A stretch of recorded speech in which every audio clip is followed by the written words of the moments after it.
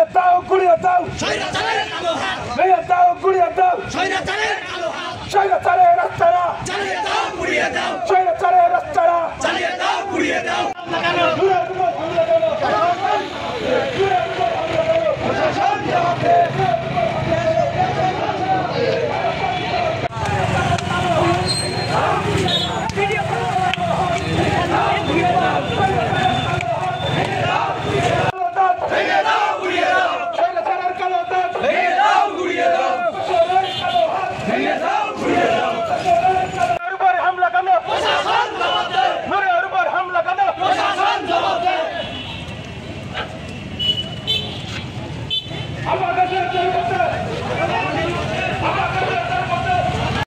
বাংলাদেশের পরিচিত মুখ জাতীয় নেতৃত্ব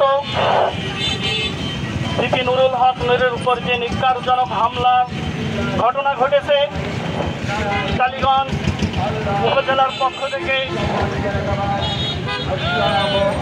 আজকের এই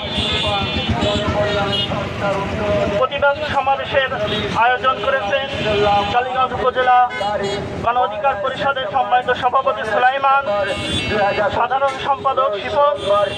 তাদেরকে আমি অন্তঃস্থল থেকে ধন্যবাদ জানাই। তো কথা বেশি বলবো না, সংক্ষিপ্ত আকারে কিছু বলবো। সেটা হলো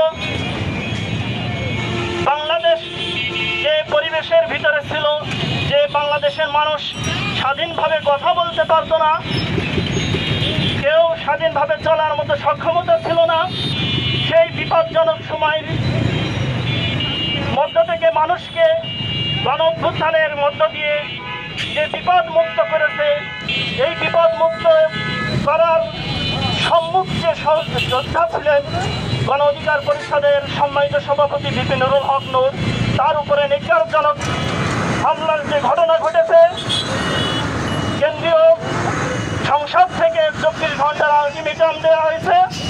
24 ঘন্টার ভিতরে তদন্ত করে এই নিকারজনক হামলার ভিতরে যাদের হাত আছে তাদেরকে 24 ঘন্টার ভিতরে আইনের আওতায় এনে সঠিক সুস্থ বিচার করার দাবি জানিয়েছে। এটাই আমাদের পক্ষ থেকে, টালিগঞ্জ উপজেলার পক্ষ থেকে প্রশাসনের প্রতি এটাই দাবি থাকবে, আগামী 24 ঘন্টার ভিতরেই নুরুল হক নূরের উপরে যারা নিকারজনক হামলার ঘটনা ঘটিয়েছে তাদেরকে শাস্তির আওতায় আনতে হবে আইনের মাধ্যমে।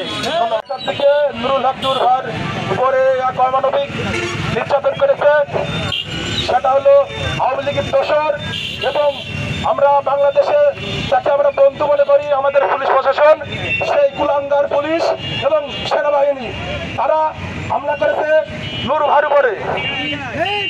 আমরা আমার কেন্দ্র থেকে ঘোষণা দিয়েছে 24 ঘন্টার ভিতরে যদি সুষ্ঠু তদন্ত না হয় এবং ওই যারা এই উপকর্মের সাথে জড়িত আছে তাদের যদি আইন আওতায় না আনা হয়, এরপরে আমরা বড় সমাবেশ করবো। রাস্তা না, স্বৈরাচারের রাস্তা না।